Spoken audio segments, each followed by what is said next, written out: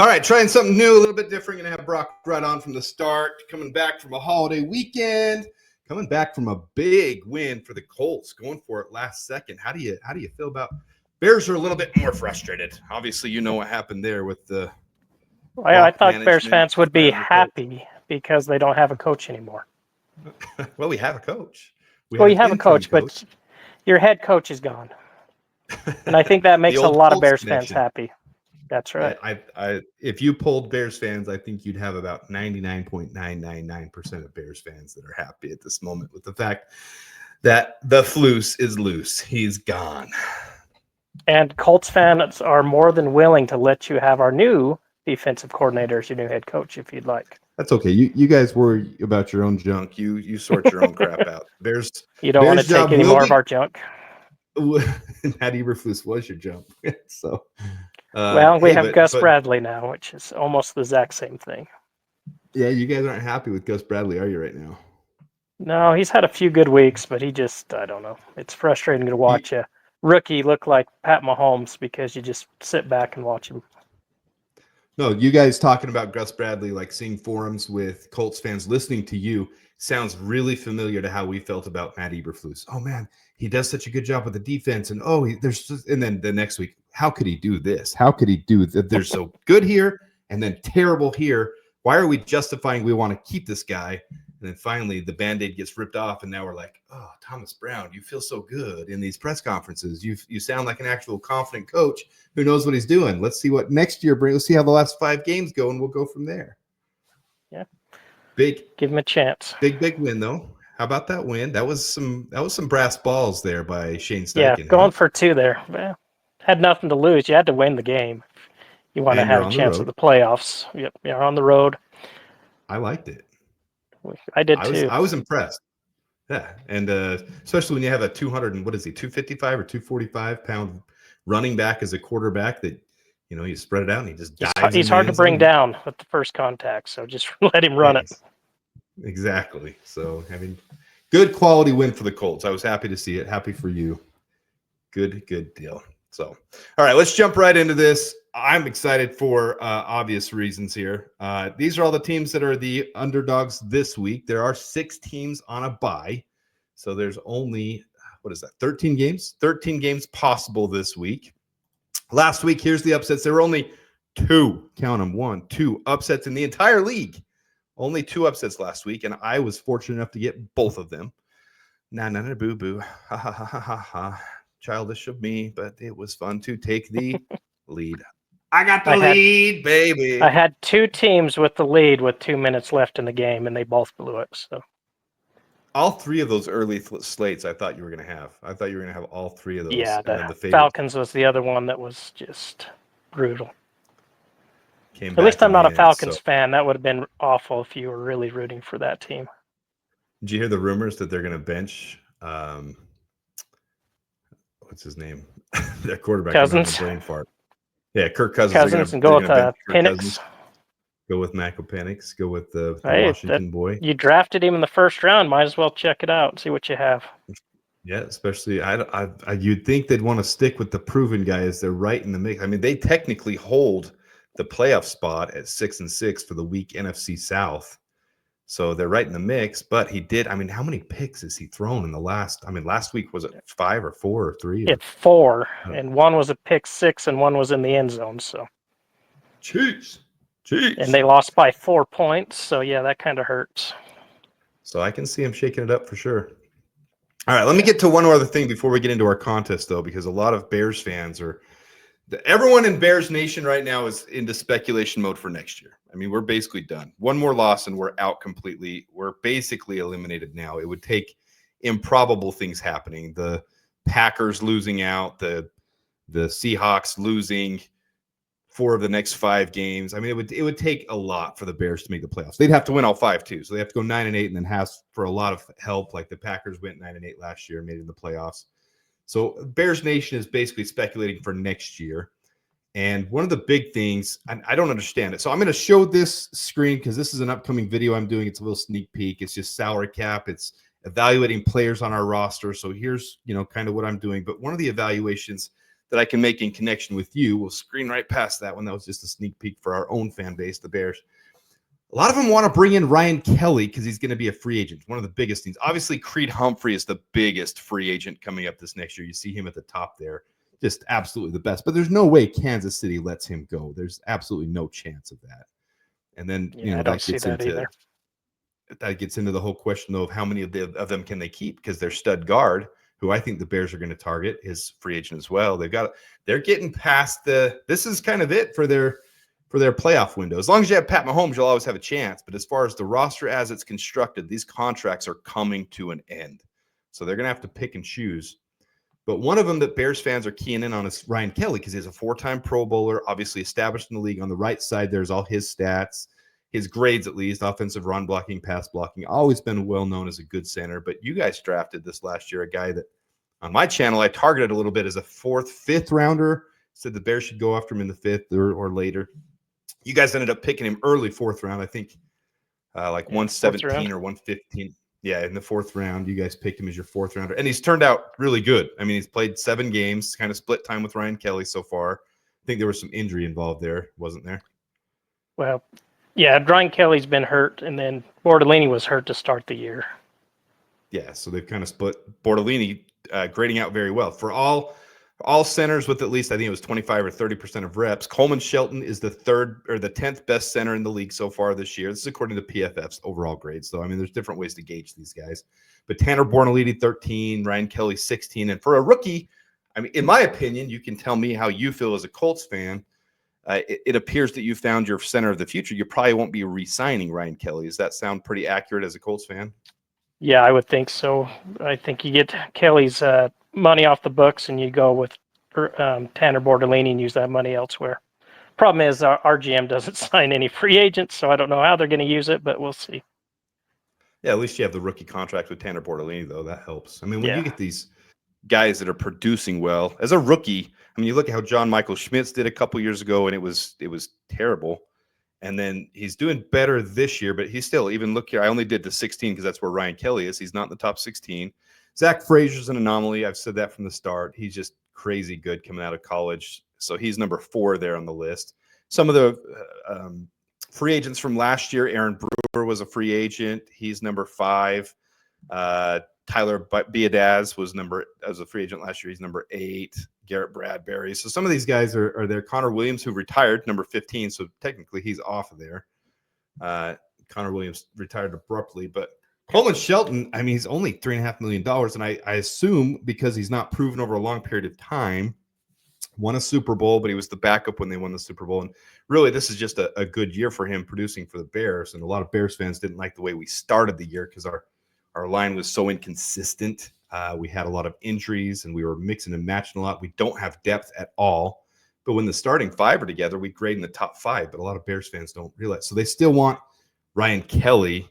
And I'm just like, why would we pay someone? I mean, Ryan Kelly's 31. Coleman Shelton's 29. Ryan Kelly's going to demand at least 8 to 10 million, even though he's getting older. Coleman Shelton, we can probably still sign for 5 to 7 million for the next couple of years and still do what you guys did in this exact same scenario. Have a Coleman Shelton and then draft a Bortolini this year. Draft a guy in the 5th, 6th, 7th round that we can try to develop and see what happens. But that's just my thinking. And I watched the Colts do it. And I mean, if a Bears fan, as a Colts fan, what would your path be? What do you see there? Well, there's one issue with Ryan Kelly, and that is the injuries are piling up on him at this age, and he's missing a lot of time. That's the biggest reason Colts fans are kind of done with him. I think he's done a lot. All right, bad connection. Keep going, Broc. All right, so I was saying is Ryan Kelly's biggest issue is staying healthy, and I think that's where most Colts fans have an issue with him, is they're just tired of him missing games. And now that Bortolini has stepped in and played just as well, you might as well go with the rookie and let him develop and see where he can take us. Man, Bears fans can relate to that too, because Tevin Jenkins is one of the best guards in the league, but the best ability is availability, and he hasn't at all. And so he'll probably get signed somewhere else for a big contract, but Bears fans are just kind of the point where it's like, you can't keep banking on you, because then we have to have backups like Ryan Bates. And luckily a former Colt in Matt Matt. Pryor has stepped up big time this year. He's had one of his best career years. I mean, some guys do that later in the career. They put it together, and he has had one of his best years overall. In fact, the last 3 weeks has been one of the highest rated guards in the entire league. So that's, heaven sent, or whatever you want to call it, for the Bears. He's saved our line from being completely decimated because Ryan Bates has been terrible. We had to cut Nate Davis, $10 million plus contract this year. Mid-season, we had to cut him. Bill Murray, who looked like a good young prospect, one of the highest grades when he played on the injured reserve so it's been bad for the Bears. And Tevin Jenkins has been one of the biggest parts of that, being injured most of the season. Now the last 3 weeks, everyone's basically healthy, and we're one of the top lines in the league again. So I don't know. So Interesting Tevin thoughts Jenkins last year. Did you say it's Tevin Jenkins last year? Yeah, he's at the end of his rookie contract, and the Bears would have to decide to re-sign him. And with every year, he's hurt for multiple games, so it's almost like you can't spend big money on the guy that you can't depend on. So I'd rather see us go for a big name in free agency. I can tell you who you should go after, but I don't want you to because I want the Colts to re-sign him. And that's Will Fries at guard. I've had a couple people mention we should go for Will Fries, and I don't hate the prospect, but we're obviously Bears fans are kind of hyper-focused on getting the best of the best, and that would be from Kansas City. Oh, freak, what's his name? My brain is so spacey today. Where did Will? I mean, if you have it, where did Will Fries grade out? Because he was playing at a very high level. He looked like our best lineman to start the year. And unfortunately, he ended up breaking his leg in a game, so he's out for the rest of the season. You're right. Of anybody who's played 20% of the snaps, which he does qualify for, Will Fries was 4th overall in the entire league. Yeah, he looked like a Pro Bowl player out there. Very high pass block efficiency, very high run blocking grades, 86.9 overall grade altogether. Our run game really went down when he got hurt, and then our backup ended up being an undrafted free agent, which, I mean, for what he is, he filled in, but he wasn't ready for that. He needed time to develop. So once we lost him, our running game, you could just see. I don't even have the numbers in front of me, but I'm sure that's quite a bit difference between games with Will Fries versus his replacement. Jonathan Taylor, I know, having him on my fantasy team, the first 4 games of the season was rock solid. I mean, he was 100 yards, touchdown every single game. And then since Will Fries went out, and that, I don't know if that's the common correlation or not, but right around week 5 or 6 until this last week, I don't even know if he had a touchdown. Like, it was abysmal for Jonathan Taylor.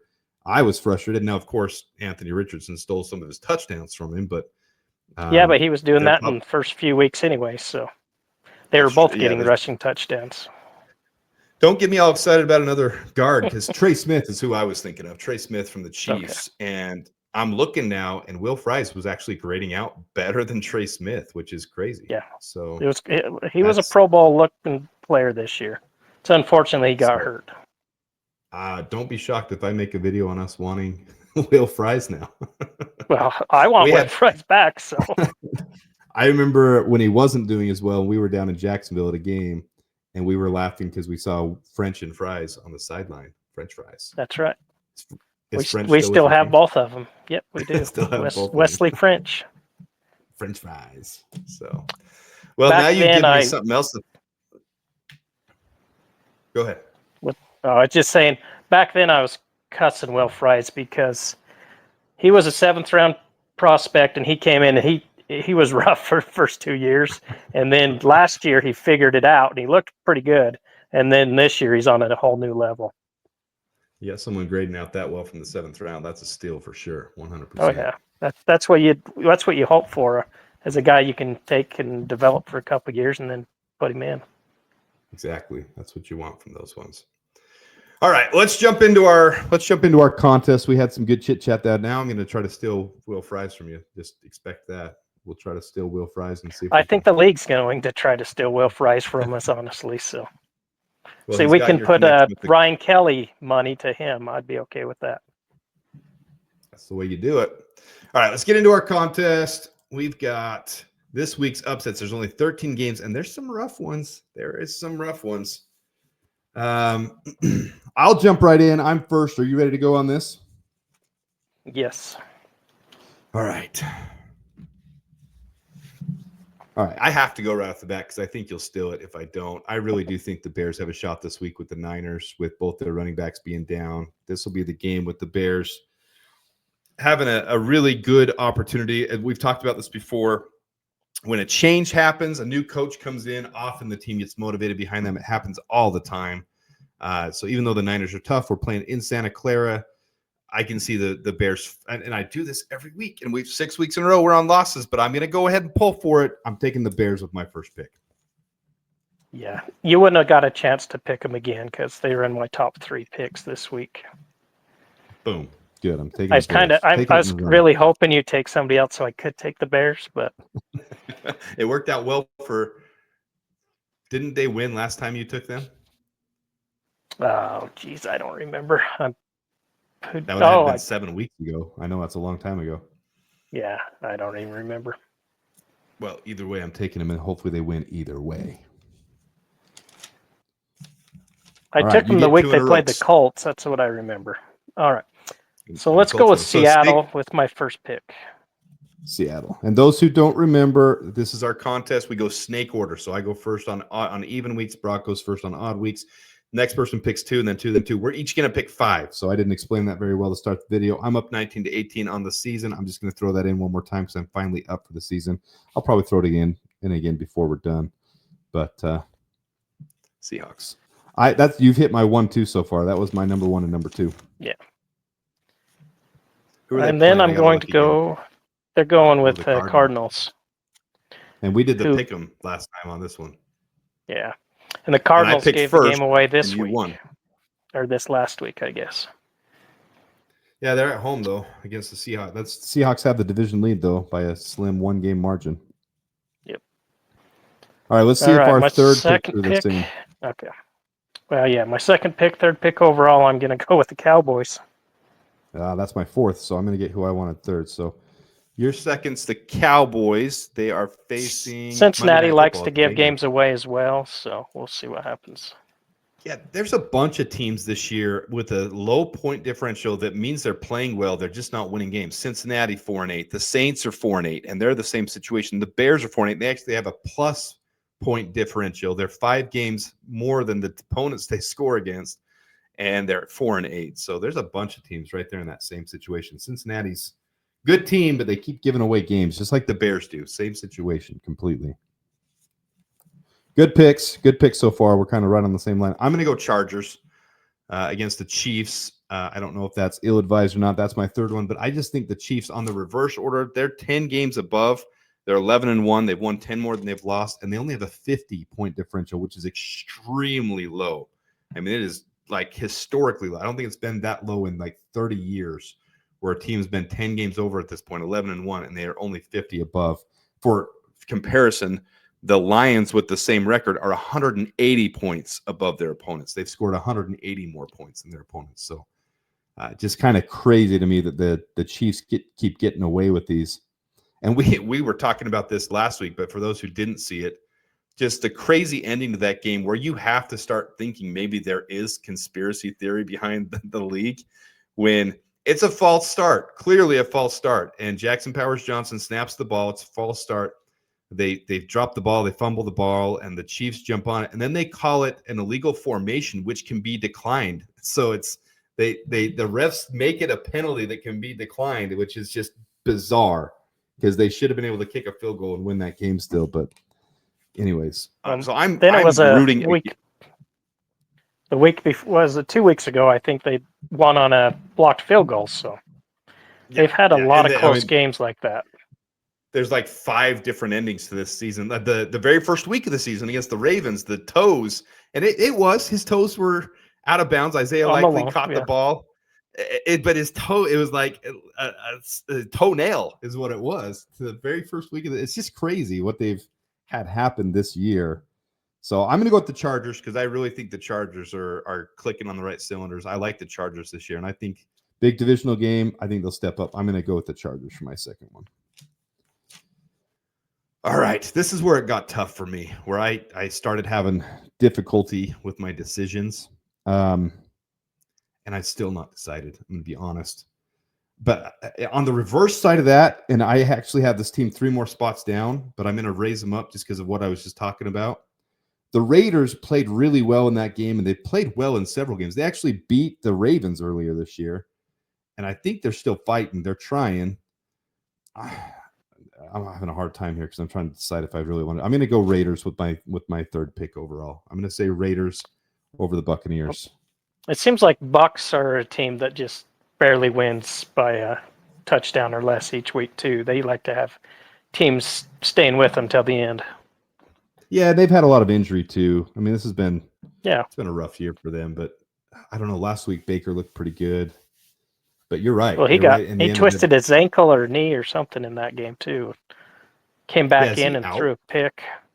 I don't think so. He finished the game, so I think he's going to play. Sounds like your division rival. It sounds like the Jaguars are packing it in to just. It sounds like Trevor Lawrence might be out for the year after that concussion. Well, I did just see that it's a shoulder surgery. He's out for the year with a shoulder surgery. So. Oh, he is out. Yeah, I hadn't seen that news yet. Are they number 1 pick overall right now too? Well, technically, because they've played more games, they're on the. I think. Do they buy next week? They haven't. No, this is the last week for buys. Is it? Well, whoever they were right there neck and neck with, they were the number 1, but one of the teams that's buying this week that hadn't taken as many buys, I don't remember who it was, is right there neck and neck with them. I don't know how the strength of schedule will end at the end, but one of these teams is going to end up with 2 wins because they're tanking. I wouldn't be shocked if the Jaguars get it. Jaguars. All right, so I picked a top pick. 2 years in a row. The Bears had 2 years in a row too, but one of those wasn't their fault. Yeah, that was Carolina's though. Yeah, it's pretty rare for a team to end up last overall 2 years in a row, but the Jaguars did that recently with Trevor Lawrence, and then who was the defensive end they picked? You would know in their division. Oh, it's Walker, isn't it? Walker from Georgia. Trayvon Walker, something. Yeah. Trayvon Walker. And he's played well. You got 2 picks in a row here. Yeah, and I don't like any option. Told you this is where it got rough. This is the hard part about the pick'em only concept, the upsets only, because last week, like we showed, only 2 of the games were upsets overall. There were only 2 upsets total. So we only have 13 games to pick from. There might not be any upsets. We'll see. All right. I don't really want to do this, but I am going to go Falcons again. That was my next. The Vikings. That was my next one. Yeah, that was my next one. Hey, maybe the rookie will come in and not have 4 interceptions. Or either way, maybe Kirk Cousins will be. I keep wanting to say Matt Ryan. That's why I keep getting stuttering there. Maybe Kirk Cousins will want to fight for his job and want to play a little better than what he did last week. So have a you like that? You like that? We'll see if he has a you like that game. Yeah, that's what the fans should have been saying. So. I like that for the pick over the Vikings, though. I want to see the Vikings downfall. I want to see all my divisions downfall. All right, you're up again. This is getting really hard here. Because the 2 I have on my list, I really don't like because who they're going against. You know what? I'm going to take your Packers to beat the Lions. I don't even have them on my list. No, but I don't like it. No way they beat the Lions. It's one of my biggest. I should never discount Matt LaFleur, but I'm open. I've said it to you. I'm very open with my bias. I do let it get in the way with the Packers, but they are a team that overperforms because of their great coach, and I keep discounting their great coach. That one day these absolutely terrible situations will come to an end, but they just keep. They're not a 9-3 team. I'll tell you that much. That's all I know. They're not a 9-3 team. Screw the Packers. FGB. F Green Bay. Screw Green Bay. I hate them. Hate the Packers. Did you know that? Never heard that. What do you think of Love, real quick? We don't have another hour to discuss that, do we? You know what? This is a good time for this to come in, though. Jordan Love is not the worst quarterback in the league. That's fair for me to say. He's not the worst quarterback in the league. But he gets way too much praise from the national media, from these pundits. He's average. He's above average. But he looks better than he is because of Matt LaFleur. I mean, Matt LaFleur call plays. I mean, it boggles my mind how he can throw up so many Hail Mary passes, 50-50 balls that they design specifically, and then the defenders don't know how to turn around, and then he gets those. Against the Bears, he did it, 60-yarder. And Kyler Gordon didn't have any idea where the ball was, so the receiver can go up and grab it. It happens all the time. And then Matt LaFleur knows he has to get Jordan Love's receivers 10 yards open, or else he can't hit the broadside of a barn, so he does it. And he's a good coach. He's a dang good coach. That's all I know. Did hell just freeze over? No, you said Love isn't the worst quarterback. Well, he's not the worst. Never thought you'd say he's you always average. say he's the worst. He doesn't deserve a $220 million contract. I'll tell you that much for sure. He's one of the least accurate quarterbacks, and when you blitz him, he is the worst quarterback in the league. So why the Bears blitzed him at a 15% rate? Answer me that. I have no clue. Eberflus, there's your answer. Yeah, and you guys hate that in Indy too. Like and Gus Bradley would do the exact same thing. And guess what? We didn't talk about this, but I'm going to say it. There's a lot of Colts fans that are saying, hey, we should bring Eberflus back. And I'm like, it's the same damn thing. Why would you want him back? You're complaining about the same thing. Anyways, sorry. I had my little rant. No, you're good, because this is good. Like, fans, like, they want to see this. Like, this, it's consistent, and I will never understand. You've got literally, you look at the stats. Stats don't lie. Jordan Love is one of the absolute worst quarterbacks against the blitz. That's his weakness. That's his kryptonite. He cannot throw accurately. So when you put that pressure on him, he flutters and he flusters and he throws picks. One of the highest pick rates in the league until the last couple of weeks. When did that begin? When the Bears didn't blitz him. The Bears didn't blitz him, and he regained some of that. So if teams blitz Jordan Love, they will beat Jordan Love. I don't know how hard that concept, and I understand on the Bears side because we don't have the defensive front. We do not have a good defensive line. We have 2 starters for the NFL and then a bunch of patchwork guys. I mean, DeMarcus Walker has played up to the task. He's played well. He's a backup. He really is. Andrew Billings is a backup. And then other than that, I mean, we're trying to ragtag and scrap this thing together. So it's hard to blitz when you don't have good pressure. So we got to fix that. But when you don't do the big 15%, we blitzed Jordan Love. And you wonder why we couldn't get to him. You wonder why they had all day to throw to these open receivers. It's not hard to figure out, Matt Eberflus. That's probably your average for the year, isn't it? Not just that game, but that's we're better than that for the year. We are, which is boggling. Really?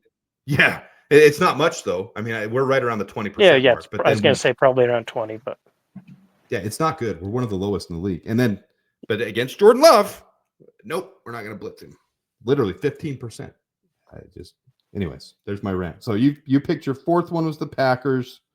Yep. Now you got again. 2. All right. Again, I don't like this at all. I don't like any of these at all. Not one. No, they're all bad. I'm going to go with the Giants just because the Giants have a good game every 6 games. And they're playing the Saints, and the Saints are playing better, but just look at the other options, and that's my only defense for this one. I'm not taking the Eagles. How do you take some of these other – how do you take – That's the only one I didn't write down on my list. Was the Giants? Yeah. And I don't blame you because in my power rankings, they're number 32. The Eagles. The Eagles. Oh, the Eagles. Whoever's playing the Eagles. Yeah, Panthers, I guess, is what I should say.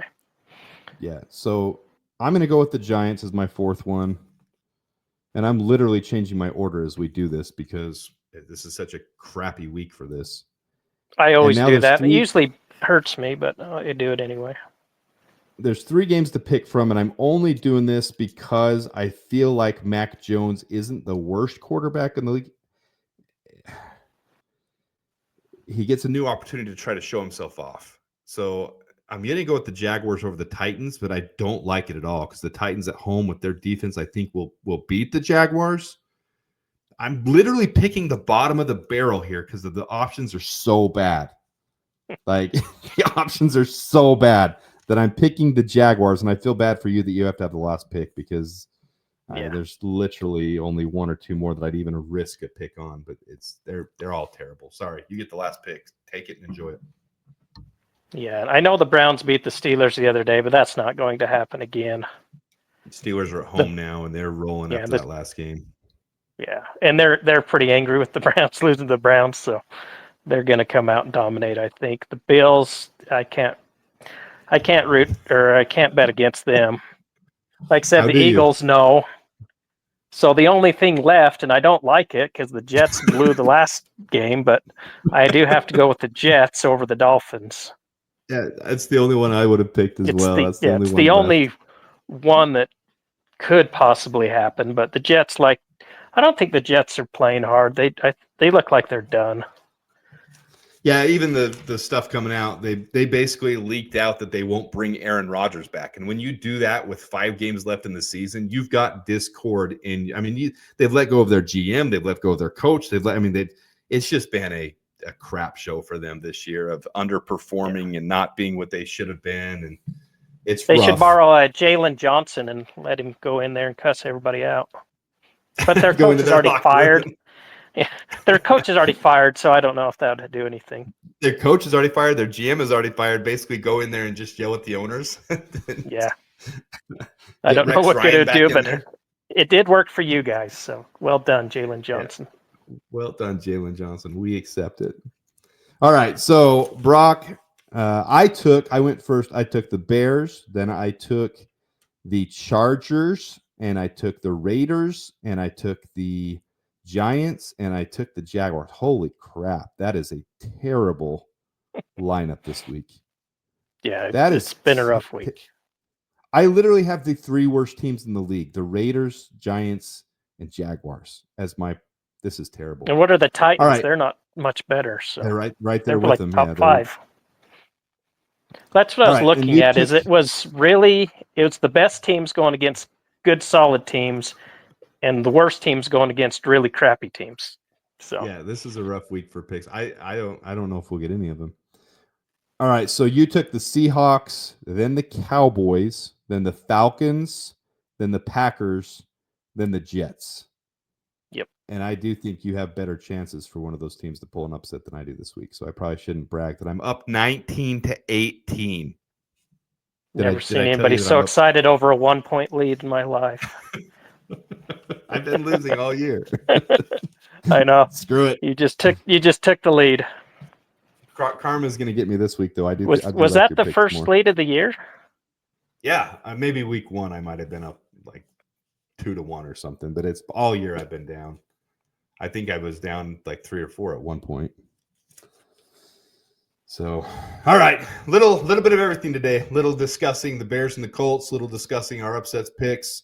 Appreciate you coming on as always. I do appreciate you being a part of this and keep your hands off fries. That's all I'm going to say.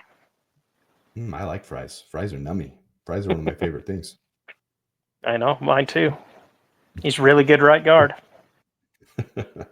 Appreciate you coming on. We'll see you next week. Okay. Good luck to the Colts on their bye week. Hopefully everyone stays healthy. The Bears have a mini bye, and for some reason our